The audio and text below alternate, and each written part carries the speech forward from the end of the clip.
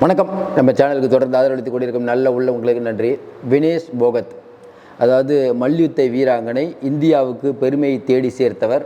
இப்போ முதலமைச்சர் ஸ்டாலின் கூட சொல்லியிருக்காரு, உங்களுக்கு அந்த பதக்கம் இல்லை, உங்களை தகுதி நீக்கம் பண்ணிட்டாங்கன்னு கவலைப்படாதீங்க, இந்திய மக்களின் நெஞ்சங்களில் என்றைக்கும் நீங்கள் இருப்பீங்க அப்படின்னு சொல்லியிருக்காங்க. ராகுல் காந்தி அவர்களும் இந்தியா கூட்டணியில் இருக்கக்கூடியவர்களும் இதற்கு விளக்கம் கேட்டிருக்காங்க நாடாளுமன்றத்தில். இந்த பக்கம் பார்த்தீங்கன்னா பிஜேபியில் இருக்க ஒருத்தர் தமிழ்நாட்டில் ஒருத்தர் ட்வீட் போட்டிருக்காரு, ஊக்க மருந்து பயன்படுத்தினீங்கன்னு குற்றம் சொல்லி உங்களை வெளியில் அனுப்பலையே, அது வரைக்கும் சந்தோஷப்படுங்க அப்படின்னு போட்டிருக்காரு. சரி, பிஜேபிகிட்ட நம்ம இதானே எதிர்பார்க்க முடியும். சரி, என்ன நடந்தது? ஏற்கனவே மல்யுத்த வீராங்கனை அப்படின்னா ஞாபகத்துக்கு வருது பிரெஞ்சு பூஷன். அவர் தான் மல்யுத்த சம்மேளன தலைவராக இருந்தார்.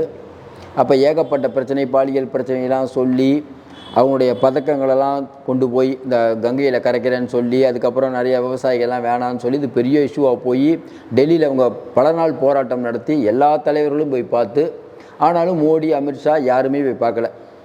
பிரெஞ்சு பூஷன் மேலே ஒரு எஃப்ஐஆர் கூட போடலை. சமயம் பார்த்து பழி தீர்த்து விட்டாரா பிரெஞ்சு பூஷன் அப்படிங்கிற மாதிரியான தகவல் வருது. இன்னும் வேதனை அளிக்கக்கூடிய விஷயமா இருக்குது. ஒலிம்பிக் அப்படிங்கிறது ஒன்றில் இந்தியா இத்தனை வருஷமாக 30-35 தான் பெற்றிருக்காங்க பதக்கம். அப்படிப்பட்ட சூழ்நிலையில் நான் 2036 ஒலிம்பிக்கை நடத்துவேன்னு ஐயா மோடி சொல்லிகிட்டு இருக்கும்போது இந்த விஷயங்கள், அதாவது 100 கிராம் அவங்க எடை அதிகமாக இருக்குது அப்படின்னு இப்போ சொல்கிறாங்க. இப்போ காமனாக ஒரு மக்களுக்கு தெரிய வேண்டிய விஷயம், ஏங்க ஒலிம்பிக்கில் அவங்க முதல் தடவை ஓடினாங்கல்ல, அப்போவே தெரியாதான்? அது எப்படிங்க 3-4 தடவை ஜெயிச்சதுக்கப்புறம் இப்படி சொல்லுவீங்க? கேட்பாங்களா, கேட்க மாட்டாங்களா? கேட்குறவங்க கேனையாக இருந்தால் என்ன வேணால் சொல்லலாங்கிற டைலாக் தானே. ஏன்னா ஒரு ஒலிம்பிக் வீராங்கனை எந்த அளவுக்கு பயிற்சி பெறணுங்கிறது எல்லாருக்கும் தெரியும், அவங்க வழி என்னங்கிறது புரியும். இந்தியாவிலேயே 1-2 பேர் தான் இப்படி வராங்க. இவங்க 1000 பாலிடிக்ஸில் யாரோ ஒருத்தர் வந்து ஜெயிக்கிறதுக்கு அப்புறமும் அவங்கள தகுதி நீக்கம் பண்ணுறது அவங்களோட மனதுடைய வலி என்ன அளவு வலி. இது மோடிக்கும் அமித்ஷாவுக்கும் தெரியுமா? இதை பற்றிலாம் நமக்கு ஒன்றும் புரியல. ஏன்னா இந்த மாதிரி ட்வீட் போடுறவங்கள பிஜேபிக்காரில் என்ன பண்ணுறாங்க, மோடி எது பண்ணாலும் சரிங்கிறது ட்வீட் போடுறவங்கள நம்ம என்ன பேசுறது?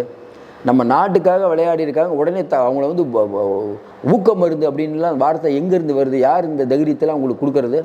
இன்னும் குறிப்பாக சொல்லணும்னா, சமயம் பார்த்து பழி தீர்த்து விட்டாரா பிரெஞ்சு பூஷன் அப்படின்னா, இன்றைக்கி இந்த வீராங்கனையை பொறுத்த வரைக்கும் இவர்கள் மட்டுமல்லாமல் பெரும்பாலானோர் அன்னைக்கே போன தடவையே பிரெஞ்சு பூஷன் தான் குற்றவாளின்னு சொல்கிறவங்க இப்போ லேட்டஸ்ட்டாக என்ன சொல்கிறாங்க, ஒலிம்பிக்கில் இவங்க ஜெயித்த உடனே எல்லோரும் பேட்டிலாம் எடுப்பாங்கள்ல, ஆமாங்க இந்தியாவில் எவ்வளோ எங்களுக்கு அடக்குமுறை இருந்தது, அந்த அடக்குமுறையெல்லாம் மீறி நாங்கள் ஜெயிச்சிருக்கோன்னு சொன்னால் உலக நாடுகளில் இவங்க மானம் கப்பல் ஏறிடும், அதனால் தகுதி நீக்கம் பண்ணுறதுக்கான உள்ளடி வேலை நடந்திருக்குது.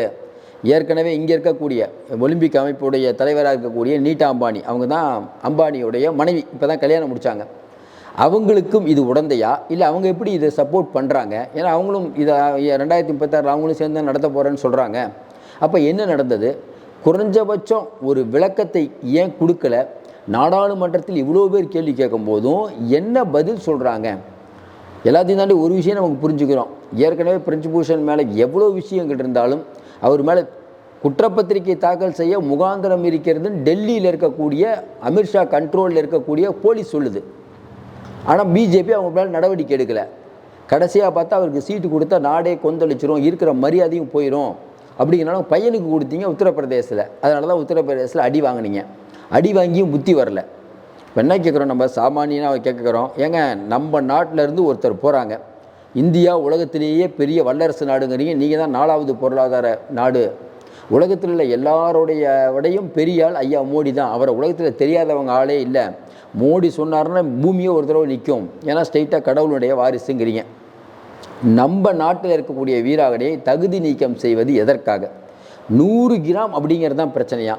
சரி, அந்த மாதிரி பிரச்சனையாக இருந்தால் இதுக்கு முன்னாடி மல்யுத்த வீராங்கனைகள் யாராவது இந்த மாதிரி ஒரு பிரச்சனையில் 100 கிராம் பிரச்சனையில் தகுதி நீக்கம் பண்ணியிருக்காங்களான்னா அப்படி தேடினா இல்லை.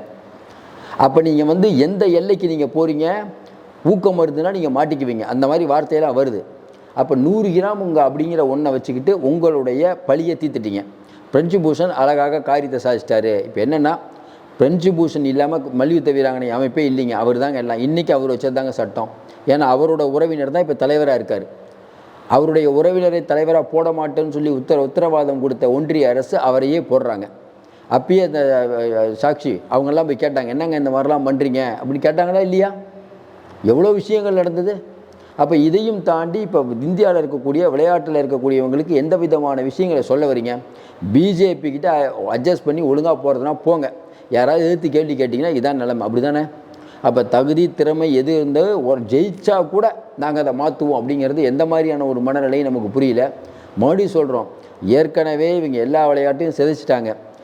கேட்டால் இதில் வந்து ஒலிம்பிக் போட்டியை நாங்கள் நடத்துகிறோம் குஜராத்தில்னு, அதுக்கு 6000 கோடி வந்து குஜராத் அரசாங்கம் செலவழிக்குது. மோடி வந்து ஒலிம்பிக் நடத்தியே ஆவாங்கிறாரு. 2036க்கு இப்போயே பிளான் போடுறாரு. விவசாய நிலங்கள்லாம் அழிக்கப்படுது. ஒரு பக்கம் இங்கேருந்து ஒலிம்பிக்லேருந்து ஒன்றுமே ஆக மாட்டேது. ஒலிம்பிக் அப்படின்னா நம்ம வந்து அதாவது சின்ன சின்ன நாடு கூட பதக்கம் வாங்குது. 1-2 பேர் இப்படி பதக்கம் வாங்கினா கூட இப்படி பண்ணுறது எந்த விதத்தில் நியாயம்? அப்போ பர்சனல் மோட்டிவாக இருந்தபோது கேட்கும்போது ஆமாங்க பர்சனல் மோட்டிவ் இருக்குது. பிரிஞ்சுபூஷன் அவர்களை பற்றி ஏற்கனவே சொன்னது என்னென்னா, தனிப்பட்ட முறையில் ஒவ்வொருத்தரையாக கூப்பிட்டு மிரட்டுறாரு. என்ன மீறி நீங்கள் வந்து எங்கேயுமே போயிட முடியாது, நீங்கள் விளையாட்டு போட்டியில் ஜெயித்தாலும் அந்த பதக்கம் உங்களுக்கு கிடைக்காது, உங்களுக்கு முதல்ல நீங்கள் எங்கேயுமே போக முடியாது, இங்கே இப்போ ஒப்புதல் கொடுத்தா தானே போவீங்க, அதையும் மீறி போனீங்கன்னா இந்த மாதிரி இருக்கும். இப்போ மல்யுத்த வீராங்களை யாராவது இதுக்கு மேலே பிரிஞ்சுபூஷன் எடுத்து பேசுவாங்களா? ஏற்கனவே அவர் மேலே கேஸ் நிலுவையில் இருக்கும்போது இனிமேல் வரக்கூடிய காலங்கள் என்ன ஆகும்? 2-3 விஷயம் சொல்கிறாங்க. ஒருவேளை இவங்க வந்து ஜெயிச்சு யாரை பற்றியாவது அங்கே மேடையில் பேசியிருந்தால் அது பொது வழியில் பெரிய வாதமாக இருக்கும். ஒன்று. 2வது விஷயம், ஒருவேளை ஜெயிச்சிருந்தாங்கன்னா மற்றவர்களுக்கு ஒரு நம்பிக்கை வந்துடும். பிரிஞ்சுபூஷன் இல்லாட்டினாலும் நம்ம ஜெயிக்கலாங்கிற நம்பிக்கை வந்துடும். அந்த நம்பிக்கையை தகர்க்கணும்.